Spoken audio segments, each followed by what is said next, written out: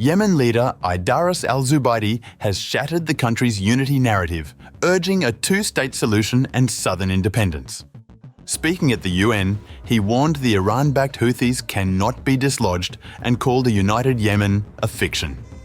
He argued a southern state could join the Abraham Accords and secure Red Sea trade routes and counter Iranian influence as peace talks remain frozen and Houthi attacks persist.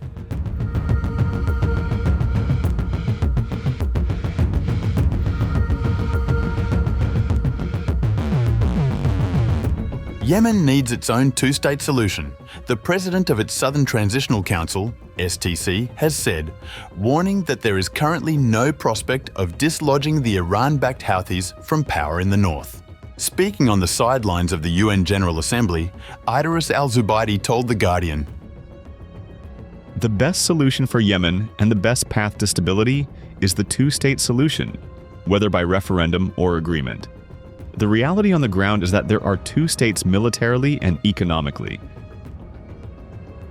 The reason for this statement lies in Yemen's troubled history.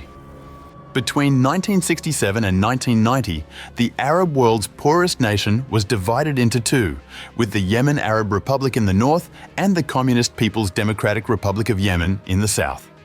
The two states reunited in 1990, but in 2014, Houthi rebels seized the capital, Sana'a, unleashing a catastrophic civil war that displaced more than 4.5 million people before a 2022 ceasefire.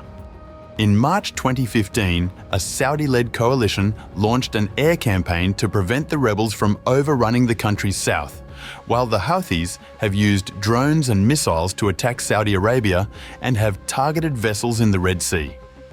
This year, hundreds of civilians were killed in a 2-month US bombing campaign against the Houthis. Yemen remains divided between north and south, but is still treated as a unitary state by the international community.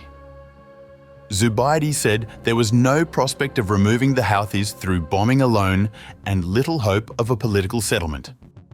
In May, the US abruptly ended its bombing campaign, handing the task to the Israelis, and in the past 6 months, the Houthis have been repeatedly struck by heavy Israeli bombing, including an attack that killed the Houthis' Prime Minister Ahmed al-Rahawi and most of his cabinet.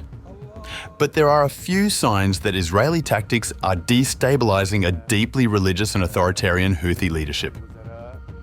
The Houthis continue to target Israel and shipping in the Red Sea. On September 24th, at least 20 people were injured when a Houthi drone bypassed Israeli defense systems and struck the resort city of Eilat. The Houthis claim they are acting in solidarity with Palestinians.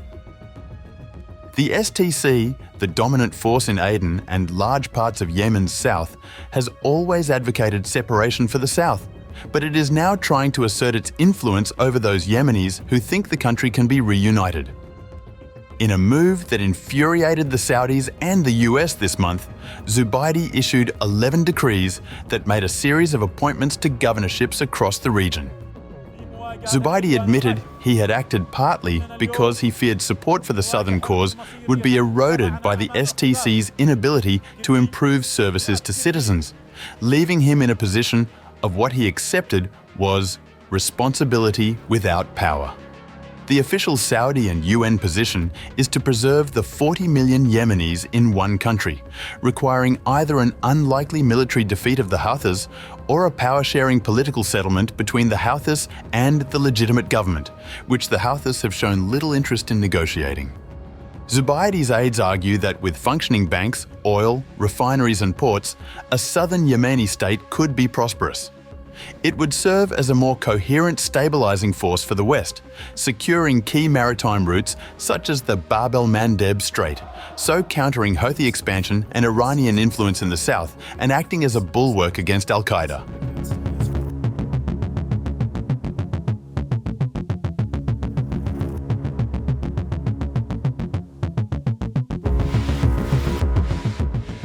In a separate interview with The National, al-Zubaidi said declaring an independent southern Yemeni state would pave the way for entering the Abraham Accords.